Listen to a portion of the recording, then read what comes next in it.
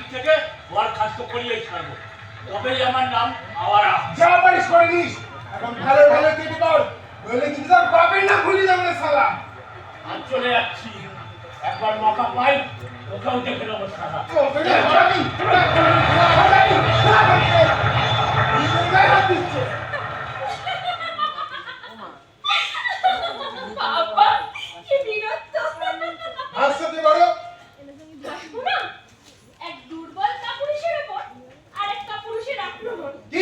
আমি কাপুরুষ, এই কাপুরুষের এসে না পড়তো তোমার কি অবস্থা হতো বলো তো? কি আবার হতো? কিছুই হতো না। তার মানে আমি জানি তো তুমি এক্ষুনি চলে আসবে। আমি ঘাটে বাসন মাজতে আসলে তুমি ঠিক এখানে এসে বলো। এই তুমি আবার আসলে কেন? হাসবো না? তুমি এখানে কেন আসো তা কি আমি জানি না? কেন আসি বলো তো? কেন আবার? আমাকে দেখতে? আচ্ছা, আমার মধ্যে দেখার কি আছে বলো তো? কেন? তোমার ওই টেরা চোখ, খেলা না আর সনের মতন চুল, এসব তোমাকে নেশার মতন টানে তো, ওই জন্য সবকিছু ছেড়ে ছুড়ে এই পেতনি টানে এদম করে ছুটে আসি। আমার টেরা চোখ, খেদা না, সনের মতো চুল। তা নয় তো, একটা পেতনি। কি? আমি পেতনি? এই কথা তো তুমি আমায় বলতে পারলে। কাজে তোমাকে যে লাগে না, একদম ফাটাফাটি। এই কেমন লাগে? একেবারে না, শেওড়া গাছের শাকচুন্নি। কি? আমি সাতজনই? এই সাতজনের কাছে আসতে হবে না। সাতজনই তো সাতজনই। যাও, এই সাতজনের কাছে আসতে হবে না তোমাকে আর। কি খুব করে যে ভালোবেসেছিলাম। এমা রাগ করলে? না, ধাই ধাই করে নাচবে।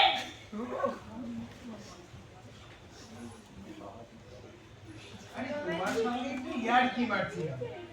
কি বলে তোমার চেহারা চোখ, খেলা নাক, তোমার নাকটা একেবারে টিয়া পাখির মতো, আর চোখ একেবারে লক্ষ্মী পেঁচা, মানে লক্ষ্মী টেরা।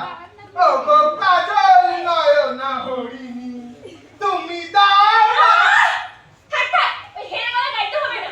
পাড়ার লোকজন শুনলে কি বলবে বলো তো? কি আবার বলবে? আমি বুক বাজিয়ে বলবো আমি তোমাকে ভালোবাসি, তোমাকে আমি বিয়ে করবো। বেশি বলবো, আমি তোমায় ভালোবাসি। এই জন্য তো পাড়ার সবাই তোমায় বুনো গোয়ার বলে। কি?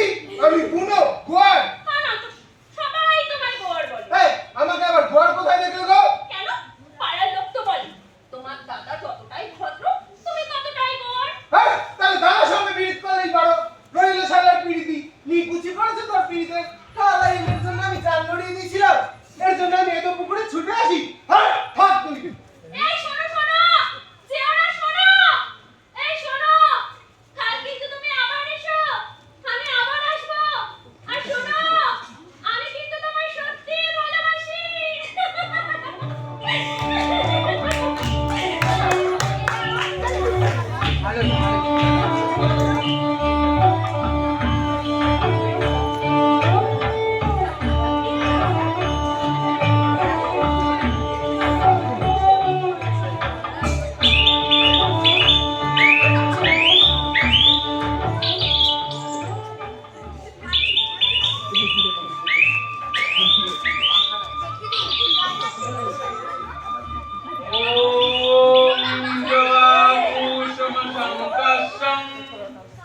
कश्यपेयं महाजुतिं धन्तारिं सर्वपापघ्न ইয়াহু!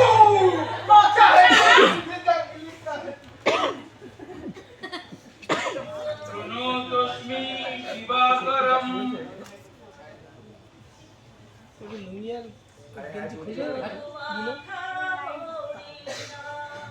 মা এদিকে একবারটি এসো।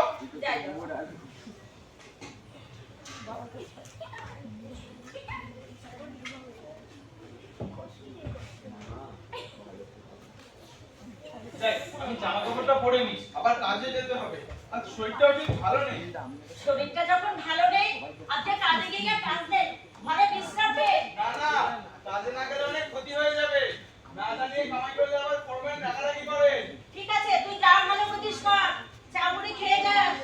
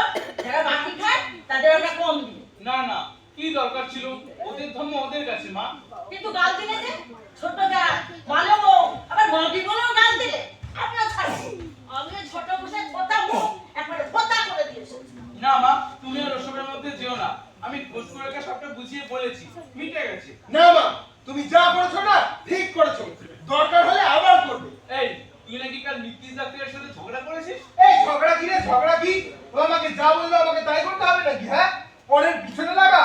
ওকে একদিন এমন দেবো না। কেন তোকে কি বলেছে? কি আবার বলবে? আমি কাল সন্ধ্যাবেলা কারখানা থেকে ফিরছি আর আমাকে 4 মণ কয়লা দেখিয়ে বললো, এই বুড়ো এগুলো ঘরে তুলে দে তো। শালা আমি যেন ওর বাপের চাকর। বললাম নিজে তুলে নাও না মশাই। শুনে আমাকে বললো, হারামজাদা তোর তো খুব তেল হয়েছে। শুনেই নাও মটকাটা পুরো গরম হয়ে গেল। হাঁকে যাবে এক ঘুষি। বলে দিলাম আবার যদি হারামজাদা বলো না তোমার মুখ আমি ঠুকরে দেবো। বলিস কি রে?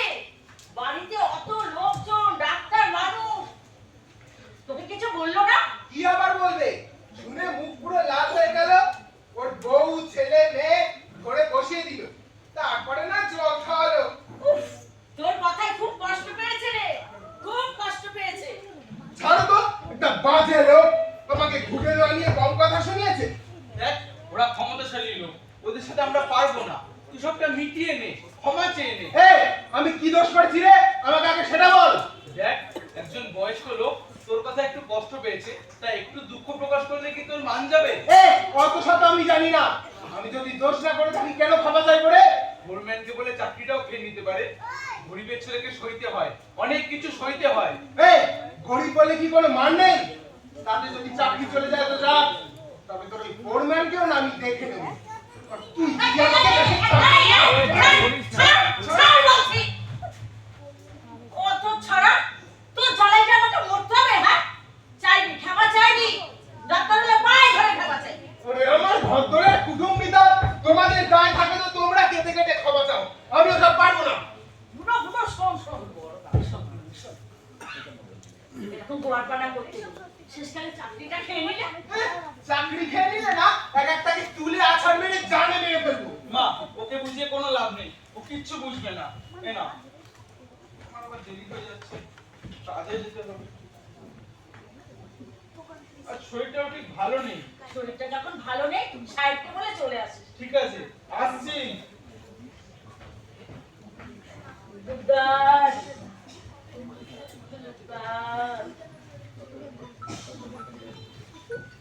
এমন ছেলে 7 জন্ম তপস্যা করলে তবেই মেলে। থাকো তোমার ওই বড় ছেলেকে নিয়েই থাকো। খালি বেচো বেচো আর বেচো। বেচোই তোমাদের চোখের মনি না? আর আমি তো ওই জঙ্গল থেকে উঠে আসা ছেলে। এই নে, ওই চা না তুমি তোমার ওই বড় ছেলেকে দিয়েই খাও, আমি খাবো না। সালাম। আর শোন শোন বুড়ো শোন, যাস নে, শোন। সত্যি এই ছেলেটা জ্বালায় আমার জীবনটাই গেল। শুধু হিংসা, শুধু বড় ভাইকে তো হিংসা করে। হ্যাঁ, আর যেখানে যাবে সেখানেই একটা করে ঝামেলা বাঁধিয়ে আসবে। পাড়ার লোকের নামে শুনতে শুনতে আমার জীবনটাই গেল। ঠাকুর ঠাকুর, তুমি আমাকে সুমতি দাও না, নইলে যে আমি মরে শান্তি পাবো না।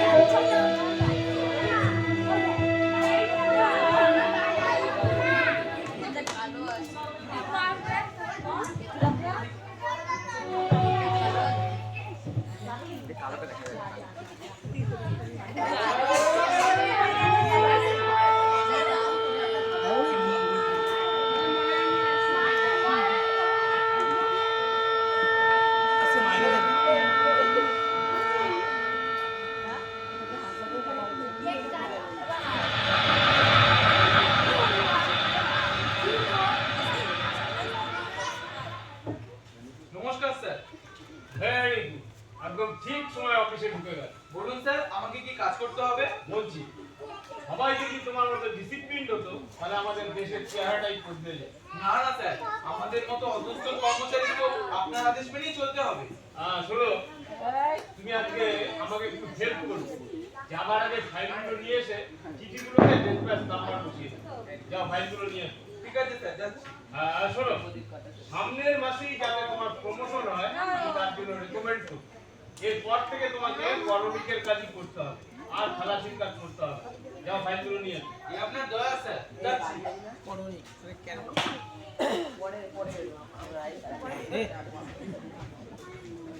স্যার এসে গেছি। কি ব্যাপার মঞ্জুরি? রোজ রোজ দেরি করে অফিসে আসা তোমার অভ্যাসে দাঁড়িয়ে গেছে, তাই না? তোমার দাদা রোজও ঠিক সময় অফিসে এসে আবার কাজেও বেরিয়ে গেছে। আরে দাদাকে দেখে একটু শেখো।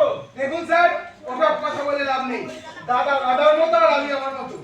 আর শরীরটা একটু খারাপ লাগছিল, ঘুম থেকে উঠতে দেরি হয়েছে, ওই জন্য আসতে দেরি হলো। Can you name excuse?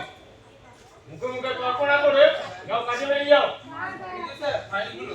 মায়ের টেবিলে রাখো। আর শোনো, তুমি আজকে মিলের ওই ওপরের ট্রান্সফার পাসগুলো সব রিপ্লেস করে দেবে।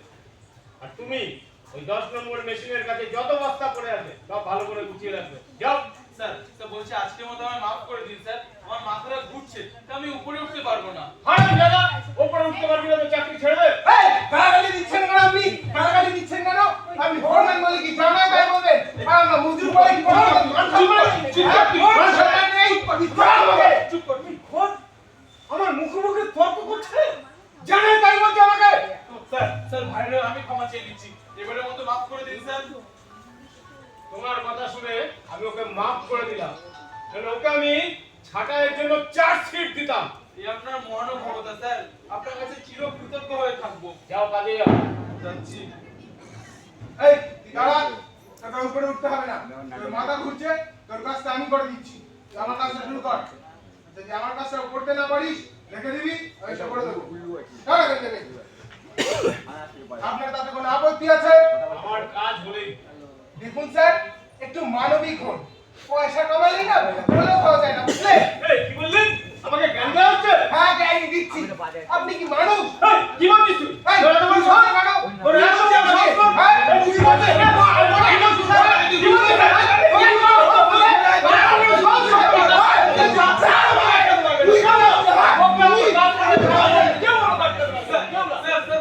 আমি ক্ষমা চেয়ে নিচ্ছি। এবারের মতো মাফ করে দিন স্যার। ওর হয়ে তুমি অনেকবার ক্ষমা চেয়েছো, তোমার কোনো কথাই আমি আর শুনবো না। স্যার, স্যার আমি আপনার পায়ে পড়ছি স্যার। এবারের মতো ক্ষমা করে দিন। আমি কথা দিচ্ছি আর কোনোদিনও ভাইয়ের হয়ে আপনার কাছে রিকোয়েস্ট করবো না। ঠিক আছে, তোমার মুখ চেয়ে এবারে ওকে আমি ক্ষমা করে দিলাম।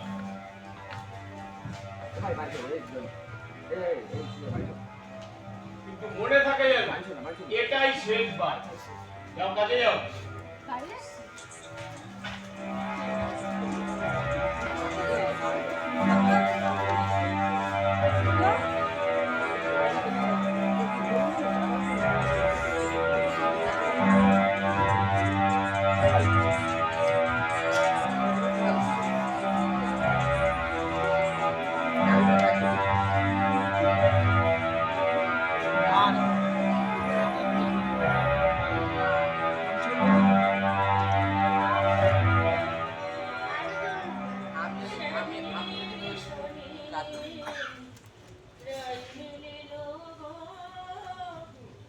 মা, মা, এসো বাবা। এ নাও 70 টাকা। এবার হাত খরচার জন্য আমাকে 10 টাকা দাও। হ্যাঁ, এই।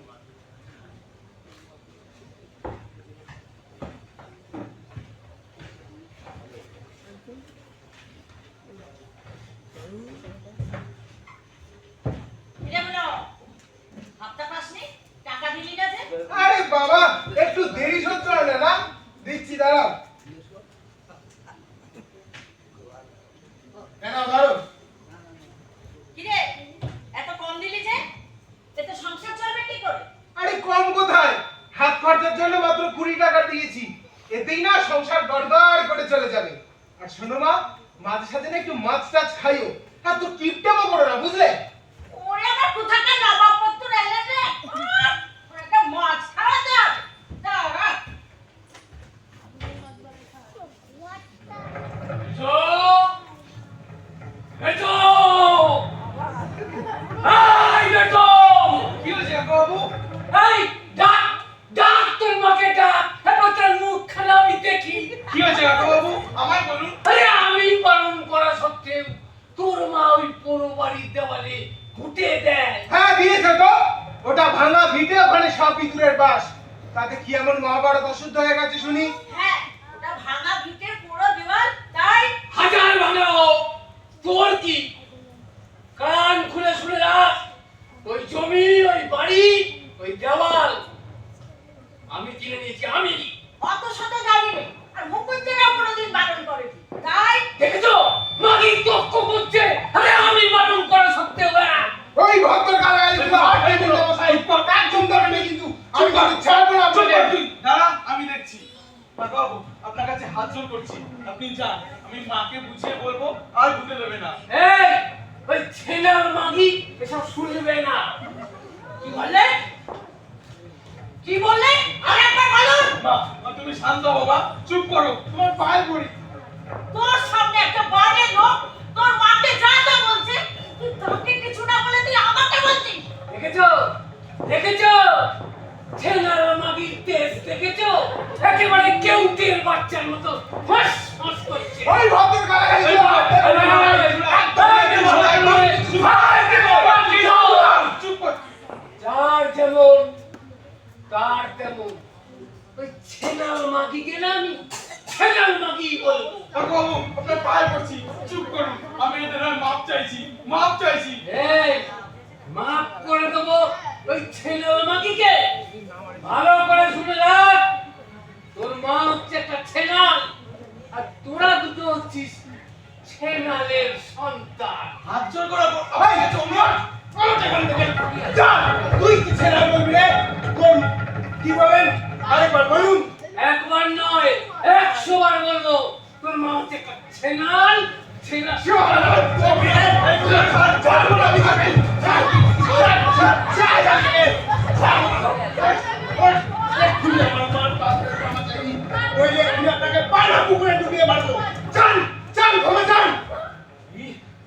তোর সাহস! সাহসের আর কি দেখলেন? মার পা ধরে ক্ষমা না চাইলে না, বুঝিয়ে দেবো এই বুনো কিভাবে সত্যিকারের বুনো হয়ে ওঠে। চান চান ক্ষমা চান, দেখেন কি চান?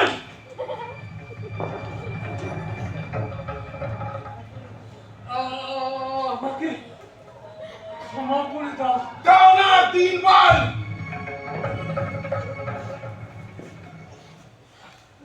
আমাকে ক্ষমা করে দিন, কোনোদিন এইসব কথা মুখে আনবো না। চান, এবারের মতো আপনাকে ছেড়ে দিলাম। অনেক পরিস্থিতি রেখেছি না।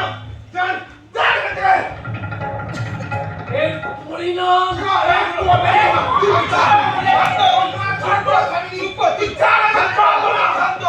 ডাক্তারবাবুর অনেক ক্ষমতা, যে কোনো সময় আমাদের ক্ষতি করে দিতে পারে।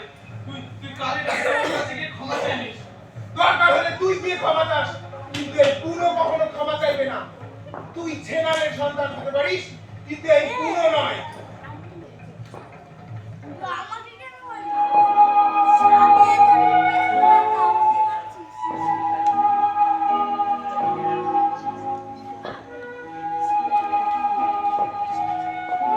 আমার মা আমার কাছে দেবতা, ভগবান।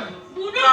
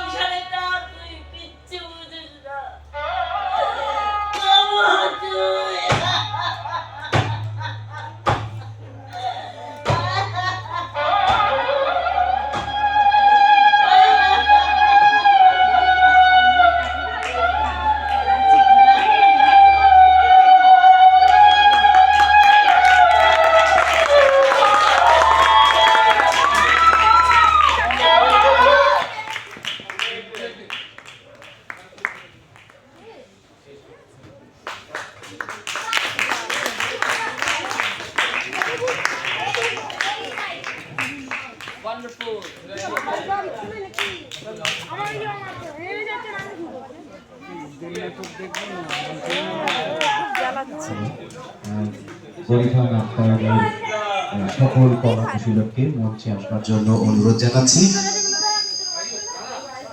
সবাই মঞ্চে আসবেন একবার।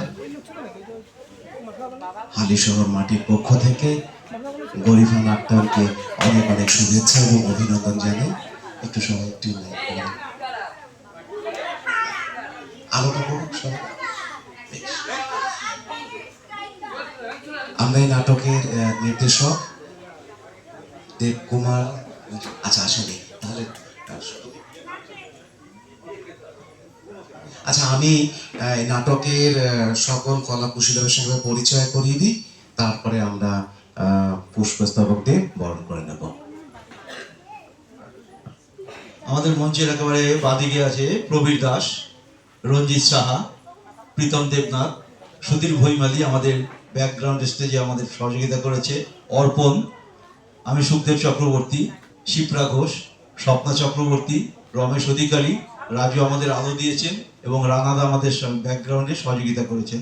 আমাদের নাটকটি এটা সমরেশ বসুর কাহিনী, নাট্যরূপ এবং নির্দেশনা দেবকুমার দাস।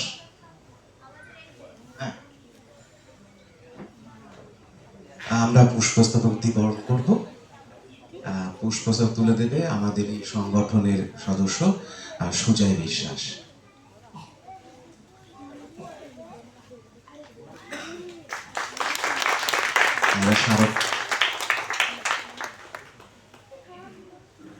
হ্যাঁ, উত্তরীয় দাও।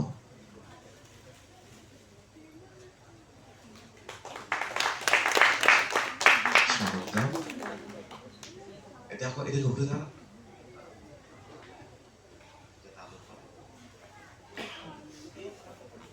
আমি দলের কর্ণধারের হাতে মাইক্রোফোন তুলে দিচ্ছি, দু চারটি কথা বলবার জন্য।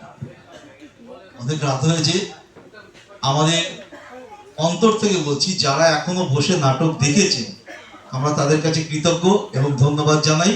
আর এতদ অঞ্চলের মানুষ যারা নাট্যপ্রিয় মানুষ তাদেরকে বলছি আপনারা তো রোজ টিভিতে নানা রকম অনুষ্ঠান দেখে থাকেন, সিরিয়াল দেখে থাকেন, এরকম জীবন্ত নাটক দেখার জন্য আজকের দিন হয়তো আপনারা আসেননি, আগামীকাল থেকে যে সকল নাটক হবে নিশ্চয়ই আপনারা আসবেন, সহযোগিতা করবেন। কারণ এই জীবন্ত অভিনয় একমাত্র নাটকেই সম্ভব, থিয়েটারেই সম্ভব।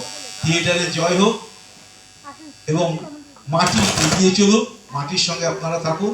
মাটি সংস্থা যেভাবে সংস্কৃতি চর্চা করে চলেছে এবং আমাদের মতো সংস্থাকে ডাকছেন, আমরা তার জন্য তাদের কাছে কৃতজ্ঞ, গর্বিত। এবং আমরা সত্যি এইরকম আয়োজন, এবছরের মঞ্চ, আলো সবই খুব ভালো লাগছে। দর্শক আসনও খুব ভালো ব্যবস্থা করেছেন। তাই এতদ অঞ্চলের মানুষের কাছে আবেদন রাখবো, আপনারা সংস্কৃতির পাশে থাকুন, সুস্থ সংস্কৃতির পাশে থাকুন, নাটকের পাশে থাকুন, মাটির পাশে থাকুন। ধন্যবাদ, শুভরাত্রি। হালিশহর মাটির পক্ষ থেকে গরিফা নাট্যায়নকে অনেক অনেক শুভেচ্ছা এবং অভিনন্দন জানাই তাদের নাটক নাম আমাদের এই মঞ্চে পরিবেশন করবার জন্য। আমাদের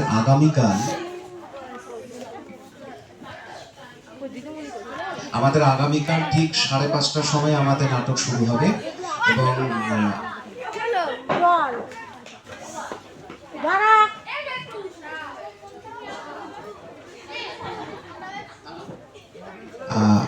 আগামীকাল ঠিক আমরা 5:30টার সময় আমাদের নাটক শুরু করব।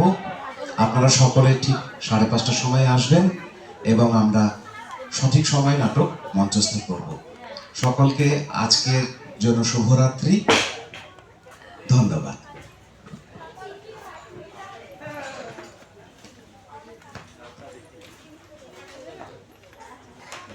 চলো শুভরাত্রি।